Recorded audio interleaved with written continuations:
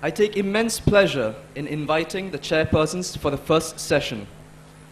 Dr. S. B. Gupta, current chairman of the Indian Society of Electrocardiology, who is the chief physician and cardiologist and head of the Department of Medicine and Cardiology at the Railway Hospital, Mumbai. Dr. P Alva, Dean and Professor of Medicine at Father Muller Medical College, Bangalore. Dr. B. H K Rao, retired Professor of Medicine, Kasturba Medical College, Bangalore. Kindly take your designated seats. I invite our first speaker, Dr. Jayaprakash S, onto the dais to speak on how to read ECGs rapidly at bedside. I request the chairpersons to introduce Dr. Jayaprakash. Good morning to all of you.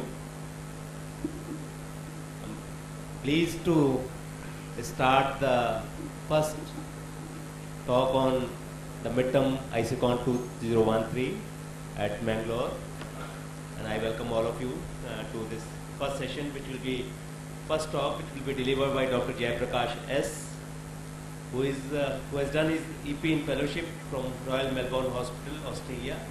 He is a fellow of American College of Cardiology and fellow of Indian College of Cardiology. He is professor of EP unit, Department of Cardiology at Sri Jayadeva Institute of Cardiovascular Sciences and Research, Bangalore. He is also a consultant electrophysiologist at Vikram Hospital, Bangalore. And he will be talking on how to read ECG rapidly at hospital, at bedside.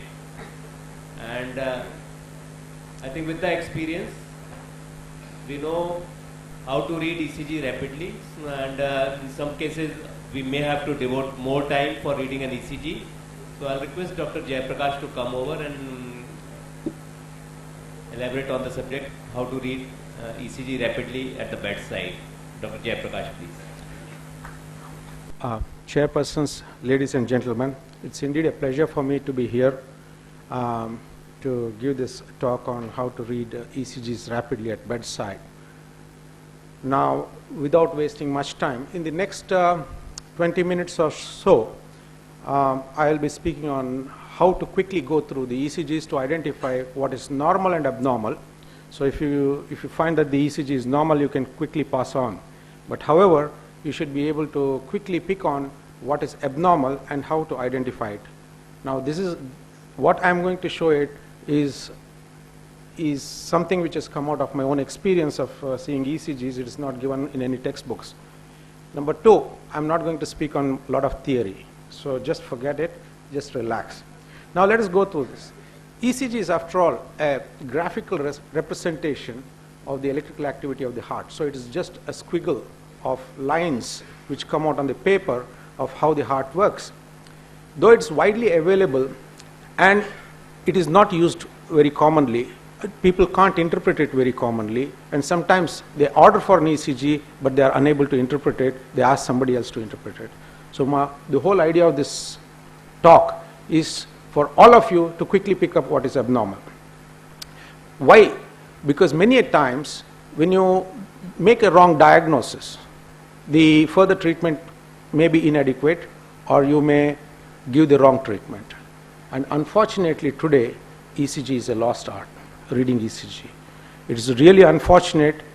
It is the only investigation which has stood the test of time for more than 100 years. It continues to be so. And for some conditions, it is mandatory that you should have an ECG, which is like arrhythmias, you can't do without an ECG. Or myocardial infarction, you should diagnose it with an ECG first. So let us go through how to diagnose, how to make a rapid diagnosis. Now, I'll make it very simplistic, though it is not so simple. Basically, though the heart is 4-chambered, electrically it is 2-chambered. So you have the atria and the ventricle as two components. So let us forget all the complex things. So it is a 2-chambered electrical activity. So out of that, when it depolarizes, you get one complex. When you repolarize, you get another complex. So totally, if you see, there are about 6 complexes, not 4. There are 6 complexes, that is PQRST. Let us be very clear. Now, since it's a graphic representation, the representation occurs on a graph paper. That graph paper is the ECG paper, which has small squares and big squares. So let us forget about the timing interval and all that, which will be taught to you by others, which you can read it in the in the books. Now I'm going to take you through this. Now since the heart is pointing leftwards, the electrical activity is towards the left lower leg, or more towards 60 degrees. The normal electrical activity is anywhere between minus 30 to 90 degrees. But most of the time it's around 60 degrees. So it is more towards the left side. If you remember that much, that is more than enough for you to make many quick diagnoses. Now let us look at it. How do we quickly decide whether your heart rate is normal? I call it the rule of 3 or 5. Now we know big boxes. So let us look at it and see how many big boxes are there. If it is more than 3 big boxes, and if it is less than 5 big boxes, it doesn't matter to me whether the heart rate is 90 or whether heart rate is 70. So I quickly look at this and look whether between 2 RR intervals it is more than 3 big squares and it is less than 5 small squares. So if I have that, then why should I calculate whether it is 50 or 60, 70 or 80? Doesn't matter. So I quickly am finished with the heart rate. So I call this the rule of 3 to 5. So big boxes between 3 to 5, quickly you make this thing, the heart rate is normal. So let us go and see. Now I have got some quick calculators. So if I need a quick calculation, I look at it this way. I do not require very fine numbers. Like I don't need 173 heart rate. 173, between 173 and 170, it makes no difference to me. So I quickly look at it and see, is there one small square between two RR complexes? 300 beats. 2 150 beats, 300 beats, 4 75 beats, 5 60 beats. So beyond 60 it is bradycardia. You see, quickly you can go through that. So between rule of 3 and 5 you can quickly apply and then get through to what your heart rate is. Is it near 3 or 4 or 5, you can decide. So I call it the big box rule. This is my own coining of term. Now let us apply this very quickly here. Now you can see it is more than 3 here, right? You quickly made out it's more than 3. But when you come onto this side, you can see there are only 2 boxes. So here it is a normal heart rate.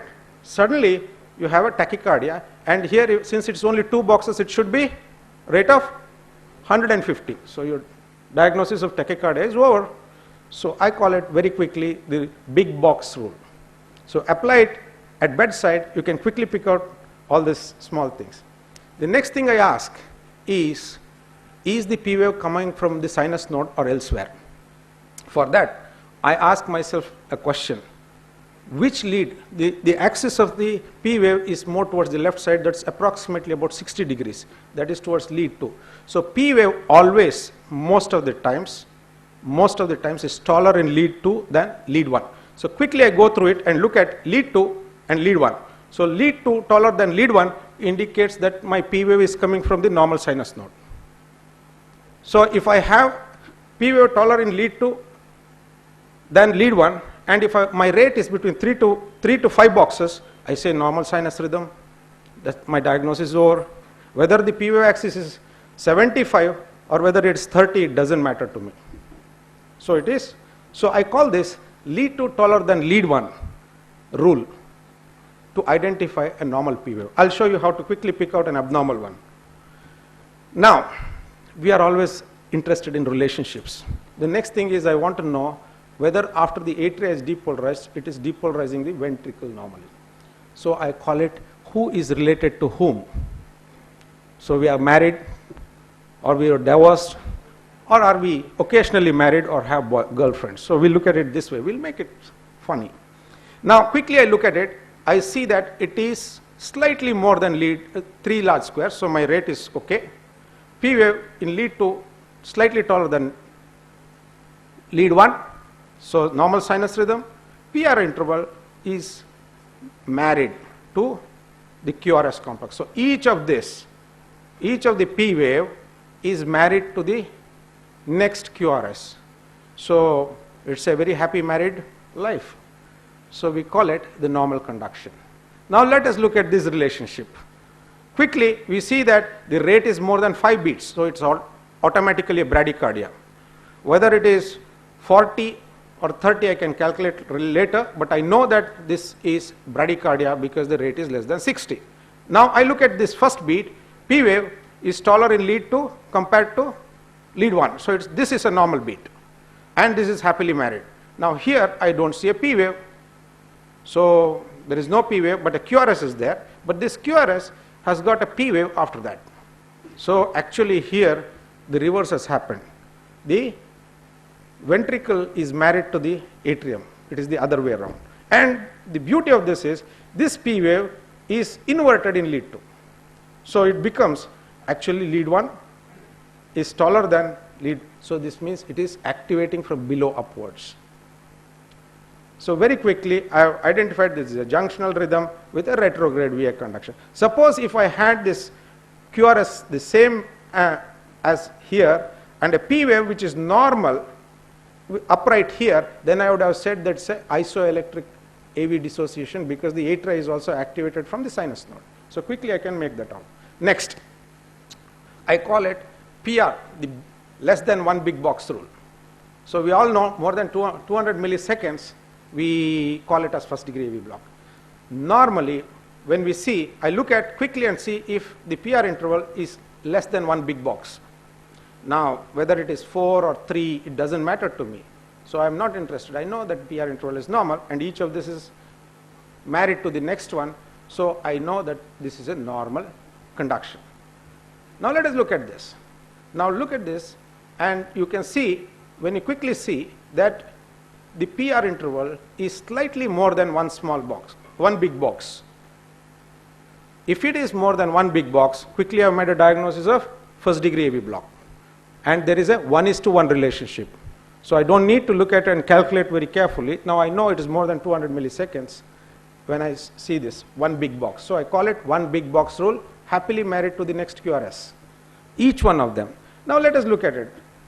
Now here you have one beat which is conducted with less than 1 big box. There is another one with no QRS after that. So this is like, girlfriends, boyfriends.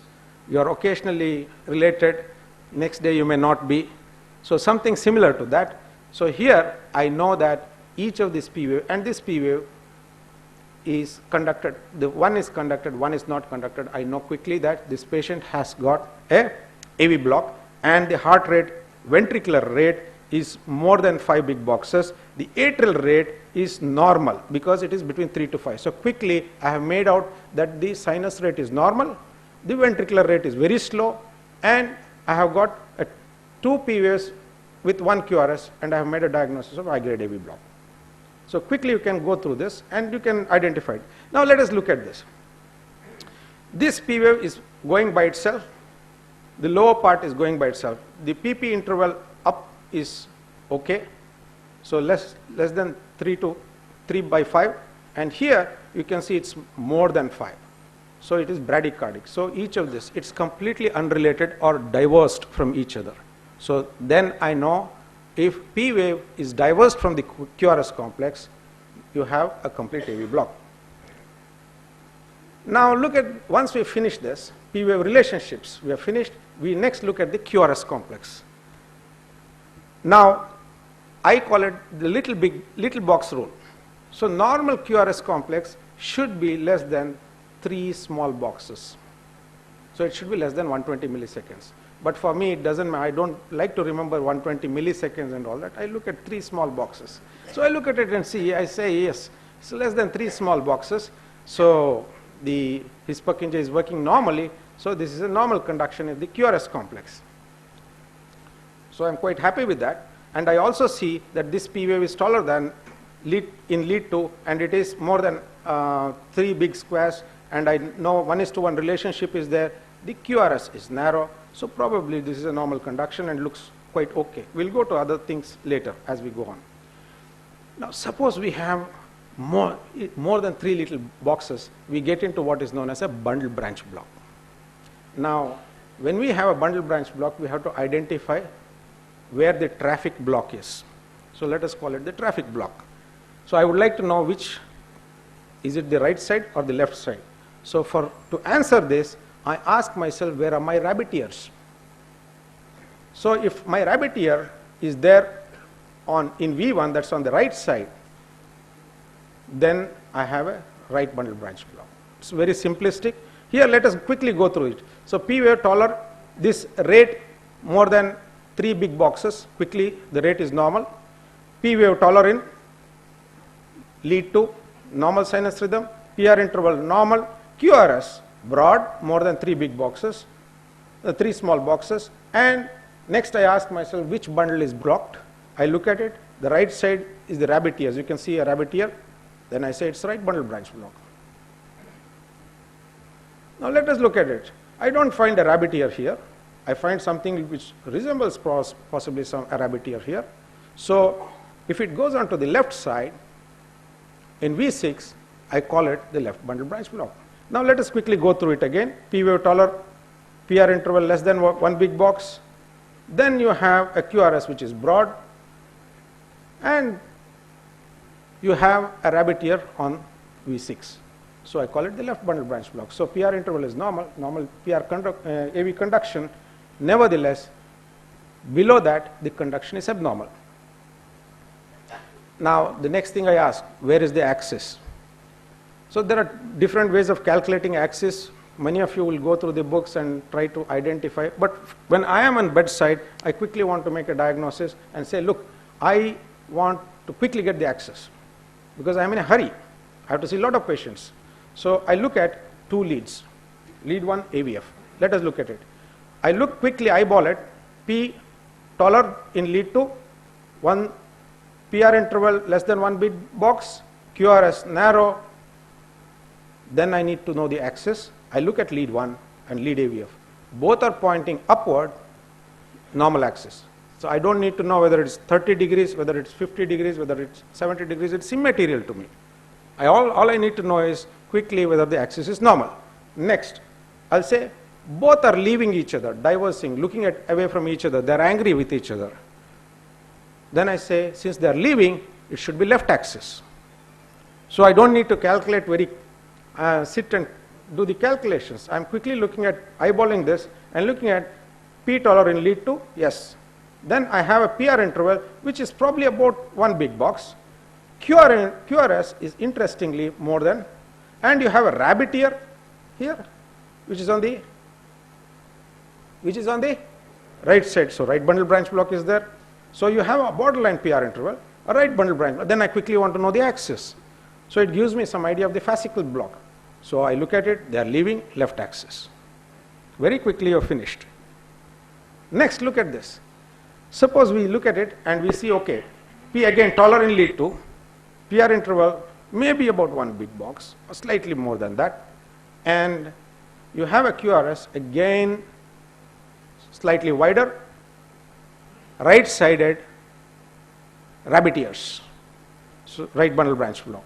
PR interval, upper limit of normal, you could say. Then you look at the axis, lead 1 and lead 2 are looking at each other.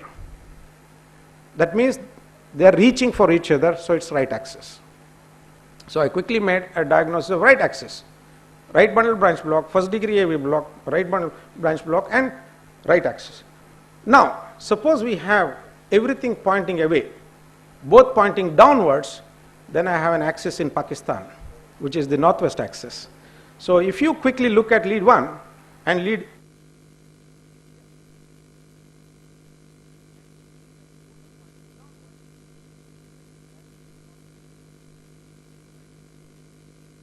doesn't matter to me. That we can go to later, but I already know quickly that this is an abnormal axis. Now, one of the most important things which have come out in modern times is the prolongation of QT by many drugs, electrolytes, which we many a times miss. And I've seen amiodarone given to people who have hypokalemia and people precipitated with a torsades. So it is very important for us to recognize whether the QT is prolonged, because many antipsychotic drugs, many of the drugs today prolong the QT and it can result in sudden cardiac arrest. So I want you to look at the QT interval for all patients, especially when you are in the ICU. You have to look at it. If you miss it, then you're going to create a problem for the patient. So how do I look at it? I call it the 50% rule. 50-50 crackjack. So let us look at it. If you see a QT interval starting from the beginning to the end of the T wave in lead 2, possibly, If it is more than 50% of the RR, then very quickly you have made a diagnosis of QT prolongation. And if you have made a diagnosis, if it is less than that, possibly you are not dealing with a QT prolongation. But if you have found this out, then you can use the Bazar's formula to get the accurate QT interval. If it is less than that, I don't need to bother with the Bazar's formula trying to calculate what is the QT interval. It doesn't matter at all. So 50% rule.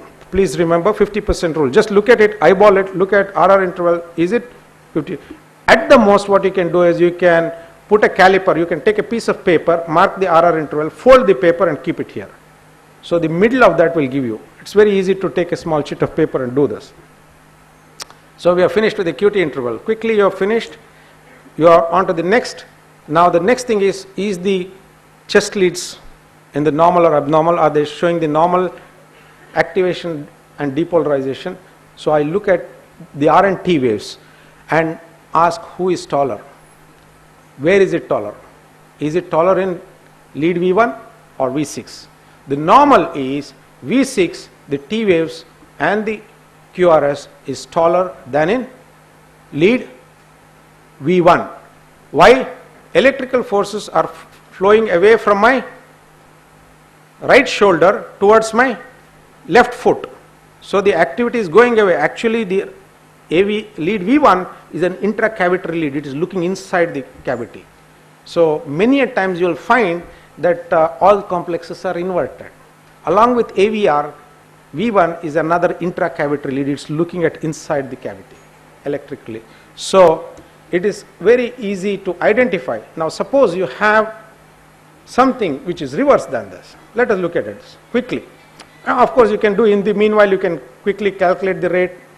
You can quickly look at the P wave, big box rule.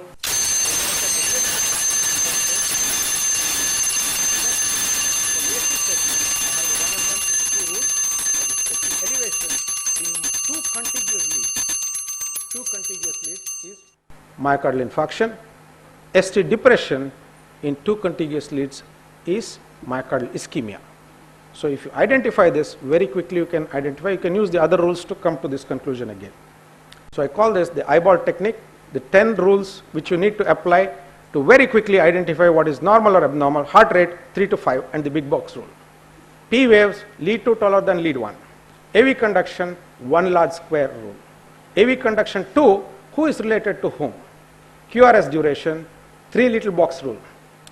Find out in wide QRS where is the traffic block. Look at the rabbit ears.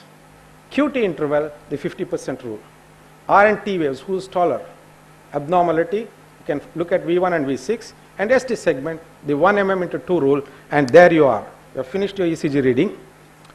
And in conclusion, ECG is widely available and provides useful information in a variety of conditions. Stepwise analysis is crucial to get useful information.